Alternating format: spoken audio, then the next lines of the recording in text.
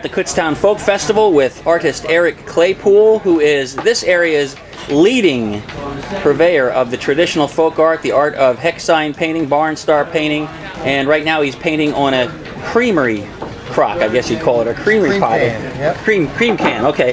And the beautiful designs on here, Eric. You've got the. You said something about roosters to me earlier. What's the story about the red roosters keep the fire away? Well, the rooster represents strength, but the saying of red roosters on the roof was fire. So some of the signs, were to ward off evil, disease, pestilence, and keep away the red roosters. And that was just a term for fire in a barn. The barn was the focal point of their life. They did all their work out there, and they wanted to protect their barn. So you have a lot of different meanings and representations and stories and legends, and we don't really know what's true and what's been passed down. And two words different between a generation could change the meaning of the sign altogether. So we have what we think is a good story on the hex signs and barn stars, but nobody really knows for sure. It wasn't anything that was written down. So that's fascinating, actually. If you think about it, keep the red rooster away as symbolism for the red of fire. Keep that away from the barn. Right. Yeah. So, good luck, good health, prosperity, fertility, the crops and animals, all different kinds of reasons why they could have painted them, but they're all geometric designs. Some associated them with the astrological signs, with the planting seasons, and there's a lot to that.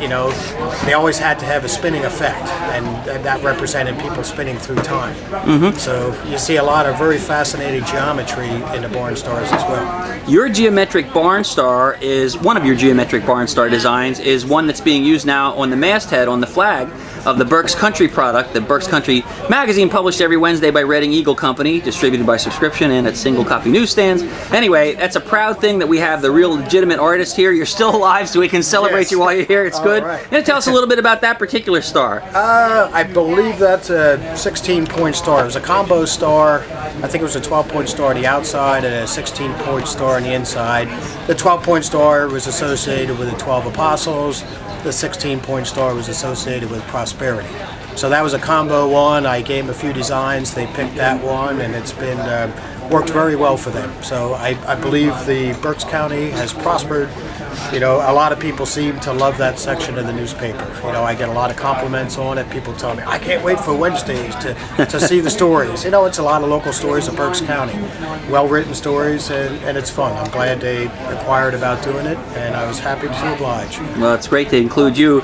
You can't have a traditional product without having the real people who are still doing it. Eric, I drive around here on my way to barn dances and jobs out in the rural area, and I see you up there on scaffolding, way high up on barns, and you are painting those barn stars. Some of those things are huge, they're like 4, 5, 6, 7 feet, aren't they? Right. The biggest one I painted was 7 foot near Virginville, and that was one that I reproduced that my father did 15 years ago, but it was originally a Milton Hill had done it. The design was scribed in there. It was starting to ghost out. But I know Milton Hill was from that area, and he had done, it was a hill star, is what we call the hill star. Okay. Now, you have traditional designs that you maintain the traditions. You're very, very good at that. But I've seen some of your work online at Facebook, your Facebook account, Eric Claypoole, and you have some unique touches of your own that you throw in there. Is there anything that you have right here today at the stand that you could say, hey, this is an Eric Claypoole, this is an original kind of thing I'm doing here? Geez, I don't have any of them with me. I changed the rosette design a little bit, and I made a Christmas ornament out of that. These are over here. Let's take a look. Design. Those are my ornaments. Yep. I don't believe I have any. I have a fertility rune on there that I don't know anybody else has done. Where's that one? Where's a fertility thing for Christmas? Well, it's always on the rooster. I put the little diamond flowers, the red flowers. It's an ancient fertility rune, which actually comes from the Flower Life design, which is this design. And where the diamond comes from is a circle and a circle overlap and creates this oval they call the vesica piscis. And if you connect straight lines, you have two equilateral triangles on top of each other. And it's an ancient fertility rune. So there again, it's very geometric. The circle makes the square. Everything comes out of the compass. Every geometric angle we have comes out of the circle. That's a lot of geometry. It is. It's fascinating how it all works, how you connect star points that all come out of the circle. Were you good at geometry in school? I got A's, I believe. Of course you did, because we're on camera. Eric Claypoole, thank you very much for all you do to preserve the traditions and to add to the traditions. We appreciate you. Oh, well, thank you for including me in it. Our pleasure. All right, have a great one. You too. This is Dave Kline for WEEU Radio, Reading Eagle newspaper, Berks Country Magazine, the Mountain Folklore column, the Mountain Folk Show, and the Kutztown Folk Festival. I'm here with Eric Claypoole. He is the preeminent hex sign painter and folk art painter here at the festival and truly in Berks County. Eric, I have a question for you here. You have these great symbols, and they represent all kinds of different things. Most people look at it and say, oh, that's really pretty art, but can you pick out a symbol that's kind of like really unique? Like, for example, I heard on the Barn Star tour that I was listening to the other day that if there's red in there at certain spots, that signifies the blood of Christ. And who would know that unless... Tell us about some of that. I've been told that a lot. We have some stars, and they always have a red center. If they had a purple center, it represented the color of Christ's robe, but a lot of them that had the red center symbolized Christ's blood. You had the Hill Star, one of them, and that's an 8-point star. It represented fertility. He had the fancy blue border around the outside. Now, Milton Hill typically put a color in the center and then would rub it out. So anytime you find an old sign on a disc that's scribed in, it could be a Milton Hill. He usually had a stamp on the back that said Milton Hill Star Designs.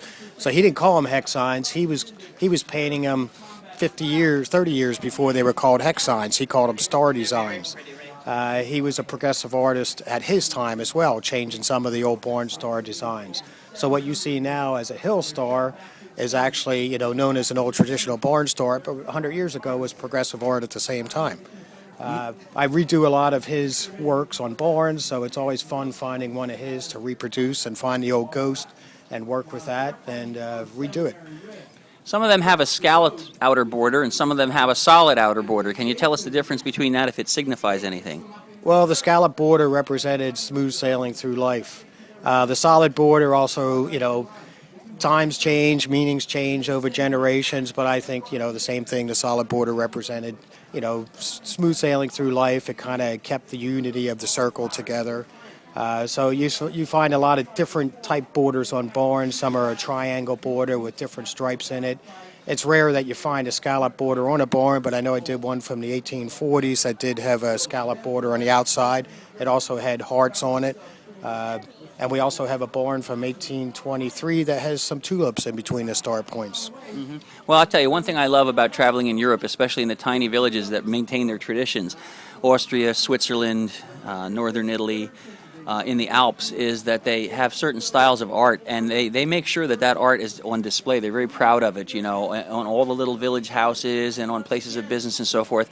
I say the more of these barn stars and the more of this art in Berks County, the better, and you're at the cutting edge of that. You're the leading edge of that. If somebody wants to contact you and have something painted for themselves, of course they can see you here at the festival, but how would they get in touch with you outside of the festival?